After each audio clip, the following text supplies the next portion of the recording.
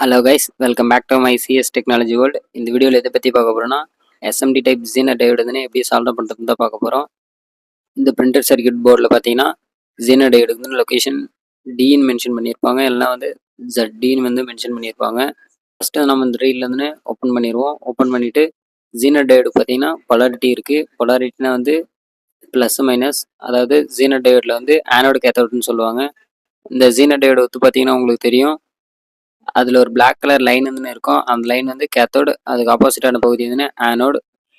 Zener டயோடோட work என்னென்னு பார்த்தீங்கன்னா, கரண்ட்டை forward and reverse bias, so ரெண்டு சைட்லேருந்து நமக்கு ஃப்ளோ பண்ணும். நீங்களும் ஈஸியாக இருந்துன்னு இந்த மாதிரி சால்வ் பண்ணலாம். ஃபஸ்ட்டு ஒரு சைடு டேக் அடிச்சுட்டு அனதர் சைடு இருந்துன்னு இல்லை சால்வ் ஒயரை வச்சு நீங்கள் ஈஸியாக இருந்துன்னு சால்வ் பண்ணிக்கலாம். இந்த வீடியோவில் உங்களுக்கு என்ன டவுட்னா கமெண்ட் செக்ஷன்லேருந்து கமெண்ட் பண்ணுங்கள். உங்கள் ஃப்ரெண்ட்ஸ் எலக்ட்ரானிக்ஸில் யாருனா இன்ட்ரெஸ்டடாக இருந்தால் அவங்கள இந்த வீடியோ வந்து ஷேர் பண்ணுங்கள்.